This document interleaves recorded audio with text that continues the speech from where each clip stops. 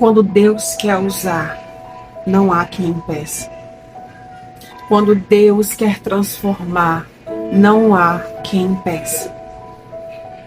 Quando Deus quer fazer, não há quem faça com que o contrário aconteça. Porque Ele é Deus. Ele pode. Ele é Senhor. E muitas vezes o querer dele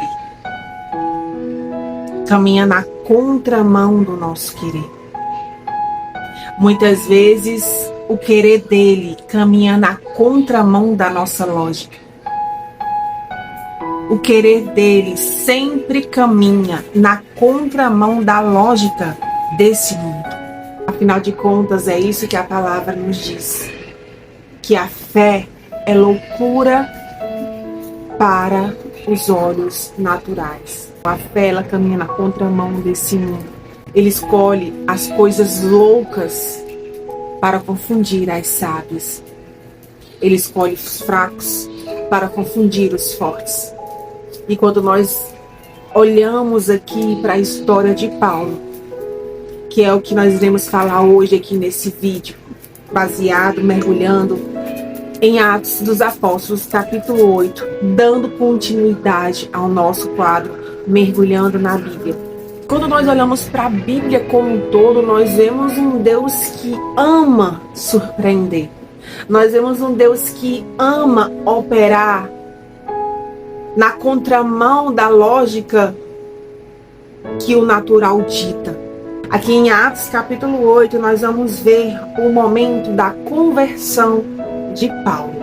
O texto vai começar dizendo que Paulo ele ainda respirava ódio pelos cristãos. Paulo ele ainda transpirava ódio pelos cristãos. Ele ainda tinha sede de perseguição aos cristãos.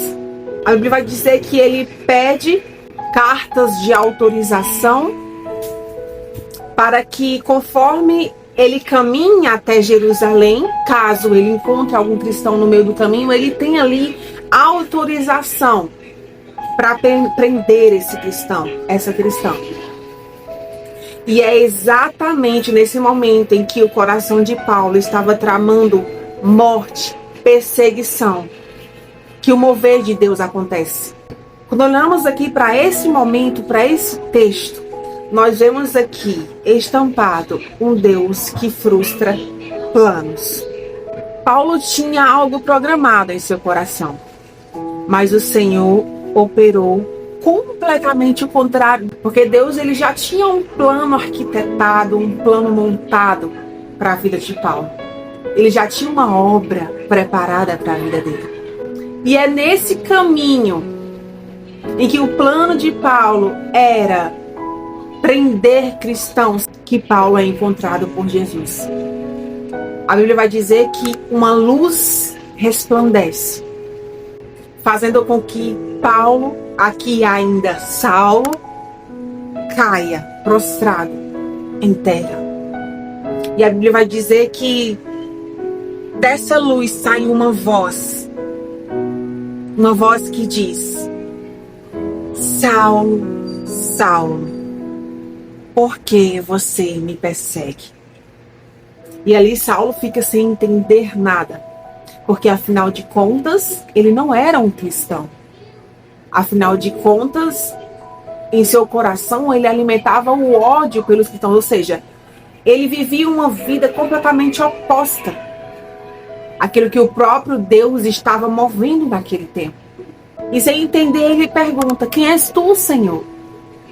E aí a voz vai dizer: eu sou Jesus, aquele a quem você persegue. E aí logo em seguida Jesus dá para Paulo uma orientação, onde ele vai dizer, vou ler aqui para você: levante-se, entre na cidade, alguém lhe dirá o que você deve fazer. Nesse versículo aqui, nós vemos um Deus que dá direção. Nesse versículo aqui, nós vemos um Deus que fala conosco. Nesse versículo aqui, nós vemos estampado um Deus que não se cala. Um Deus que fala. Um Deus que direciona. Um Deus que dirige. E esse mesmo Deus que falou com Saulo, esse mesmo Deus que deu para Saulo um direcionamento em um momento em que ele nem sequer enxergava, porque a Bíblia diz que ele ali perde a visão naquele momento. E o Senhor vai lá e dá para ele direcionamento, ele não deixa ele desprovido. O nosso Deus é um Deus que cuida. O nosso Deus é um Deus que nos direciona. O nosso Deus é um Deus que fala conosco. Amém?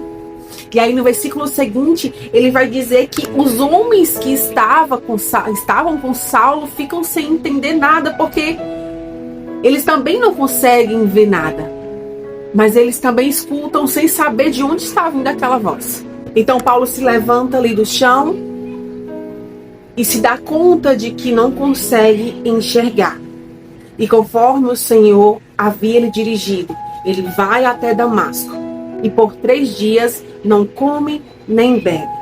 E no versículo seguinte nós vamos ler e contemplar e testificar mais uma vez de um Deus que fala, um Deus que cuida, um Deus que opera quando nós não sabemos o que fazer. Saulo não sabia o que fazer naquele momento. Ali ele ficou completamente destreinado. Aquele homem poderoso, de nome, estudado, intelectual, perseguidor da igreja de Cristo. Aqui nós vemos um grande homem visto pela sociedade como grandioso, temido. E nós vemos aqui um homem completamente vulnerável. Um homem completamente perdido no sentido de não entender. Nós vemos aqui um homem que teve ali as suas verdades absolutas completamente frustradas por um Deus que é de fato a verdade absoluta. E aqui começa a caminhada do nosso querido apóstolo Paulo. E aí eu vou ler aqui os próximos versículos para você.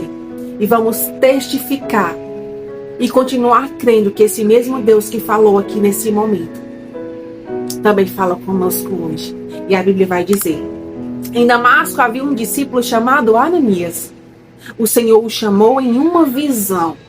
Ananias, aqui estou, o Senhor, respondeu. O Senhor lhe disse: vá à casa de Judas, na rua chamada Direita, e pergunte por um homem de Tarso chamado Saulo. Ele está orando. O que nós temos feito nos momentos de vulnerabilidade? O que nós temos feito nos momentos em que nos sentimos completamente vulneráveis? Muitas vezes nós tendemos a desfalecer. Muitas vezes quando o dia mal chega, nós tendemos a desanimar. Muitas vezes quando a fraqueza bate, nós tendemos a definhar. Mas a palavra do Senhor vai nos dizer que é na nossa fraqueza que o poder dele se aperfeiçoa em nós. Por que na nossa fraqueza? Você já parou para pensar? Por que é na minha fraqueza que o teu poder se aperfeiçoa? Porque é na nossa fraqueza que o Senhor entra e nos mostra que de nada nós podemos esperar, que nada nós podemos fazer na força do nosso braço. É na nossa fraqueza que o Senhor nos mostra que é pelo seu poder, que é pela sua palavra.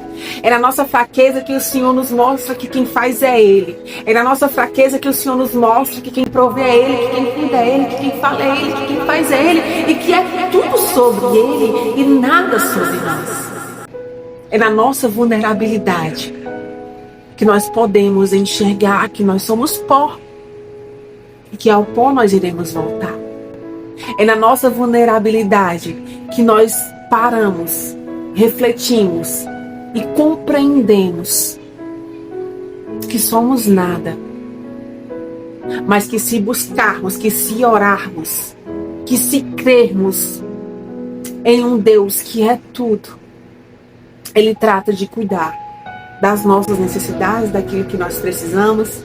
E aqui o versículo vai dizer que na visão o Senhor fala com Ananias e explica para ele onde está Saulo e o que Saulo está fazendo. E Saulo, na sua vulnerabilidade, quando não estava entendendo nada do que estava acontecendo, ele estava orando. E naquele momento o poder do Senhor estava sendo aperfeiçoado em Saulo. E aí o texto vai continuar nos dizendo: em uma visão ele viu um homem chamado Ananias chegar e impor-lhes as mãos para que voltasse a ver.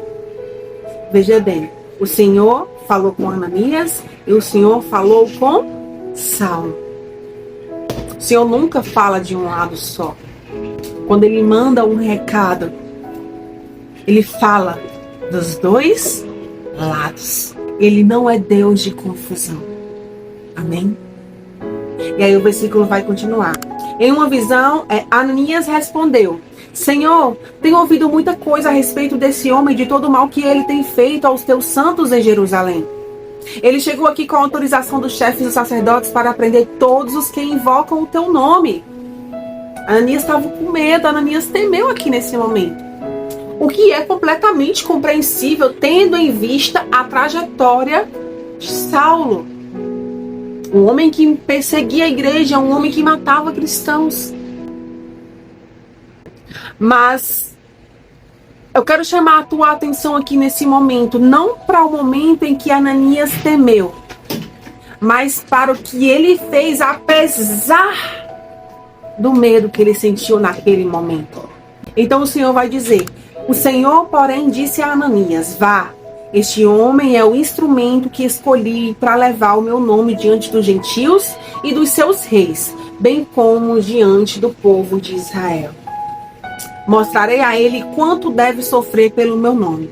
Então Ananias foi, entrou na casa, impôs as mãos em Saulo e disse: irmão Saulo, o Senhor Jesus, que apareceu no caminho por onde você via, enviou-me para que você volte a ver e que seja cheio do Espírito Santo.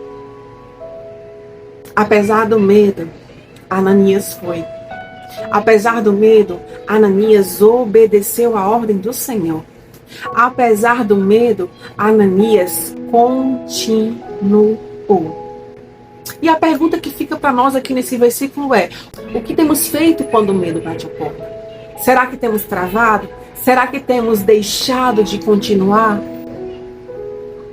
Ou será que estamos continuando apesar do medo?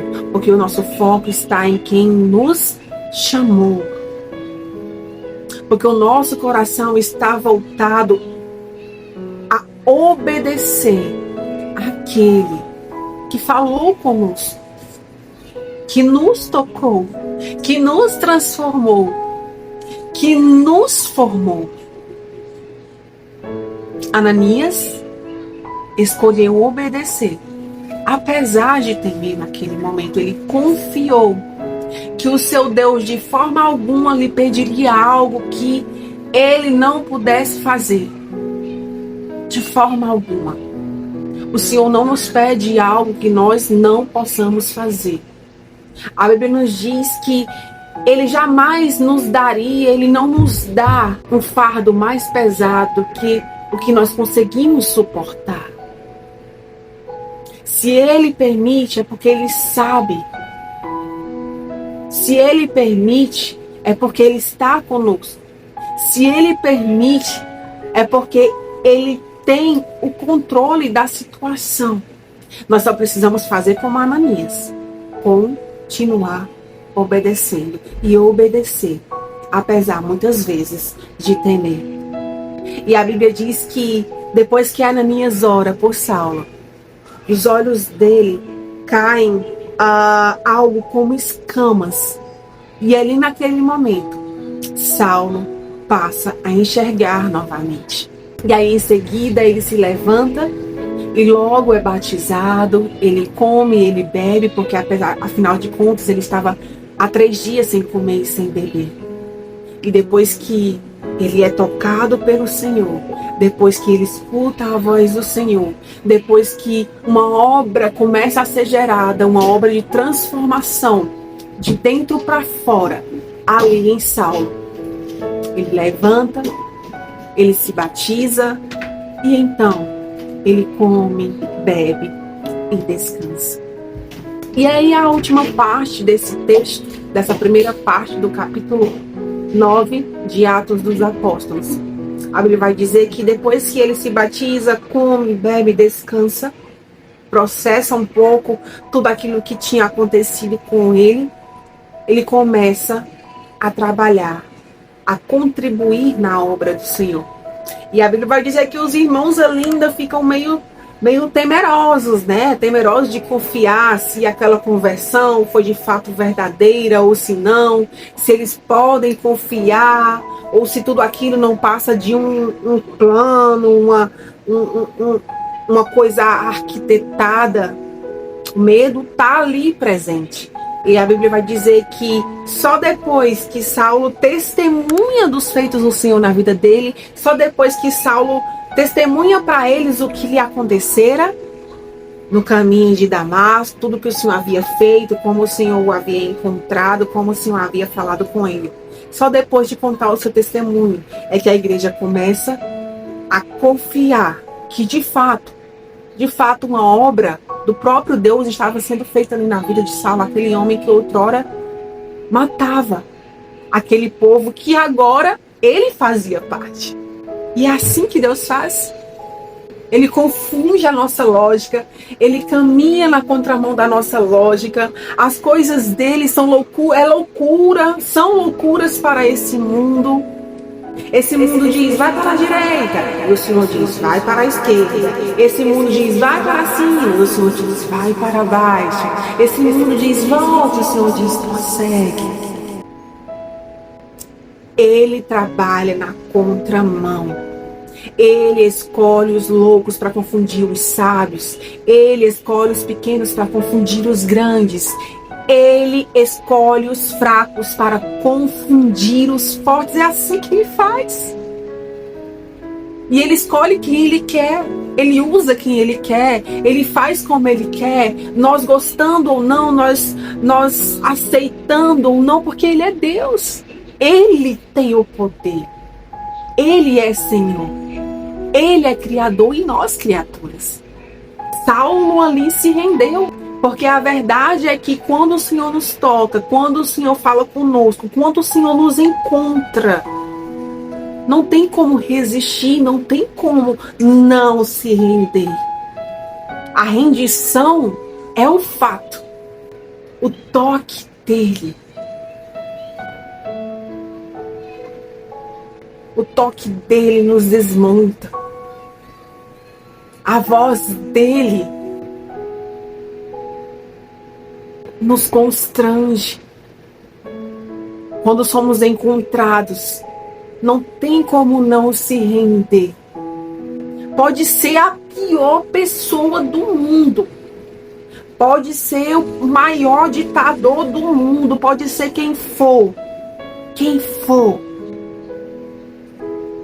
Se o Senhor quiser, se rende. Se o Senhor falar, cai de cara no pó. Porque é assim que acontece. Quando Ele quer, ninguém pode impedir. Quando Ele abre, ninguém pode fechar. Quando Ele fecha, ninguém pode abrir. Nós somos tão vulneráveis, nós somos tão pequenos. E Ele é tão grande. Um homem tão orgulhoso, um homem mau como Saulo, não pôde resistir ao toque de Jesus. O mesmo Jesus que tocou Saulo é o mesmo Jesus que toca hoje também. Não importa as suas más obras, não importa o seu passado, não importa o tamanho do seu pecado. Se Ele tocar, não tem como resistir. E nesse momento aqui, nessa passagem, o Senhor nos convida para, assim como Saulo, nos rendermos ao seu toque, nos rendermos à sua presença, nos rendermos diante da sua voz, porque quando fazemos isso, Ele tem liberdade para operar em nós. Quando fazemos isso, Ele tem liberdade para mudar completamente o nosso caráter. Foi isso que ele fez com Saulo e é isso que ele faz conosco. Quando nos rendemos, o Senhor tem carta branca para operar na nossa vida, para nos transformar de dentro para fora. Ele nos transforma, Ele nos muda. Ele nos muda de forma que as pessoas olhem e demorem para processar quem você era antes e quem você é agora. Às vezes fica difícil de acreditar. Aqui nós vamos ver que foi difícil daquelas pessoas acreditarem que de fato Saulo tinha mudado. Afinal de contas, o histórico dele era muito, muito macabro, muito, muito ruim. Mas quando o Senhor entra, a mudança de caráter, ela testemunha a seu favor. A forma como o Senhor opera em você não tem como não evidenciar que foi o Senhor que trabalhou na tua vida. É isso que Ele faz. Mas para que isso aconteça, nós precisamos, assim como Saulo, estar rendidos aos pés de Jesus e reconhecer que só Ele tem de fato o poder. Nos rendamos àquele que nos salvou. Nos rendamos àquele que nos transformou. Nos rendamos mais e mais àquele que nos toca. Hoje, ainda hoje, todos os dias da nossa vida, permaneçamos rendidos, permaneçamos com o nosso coração rendido a Ele, permaneçamos com os nossos ouvidos sensíveis à sua voz. Permaneçamos e então provaremos dos grandes feitos do Senhor na nossa vida.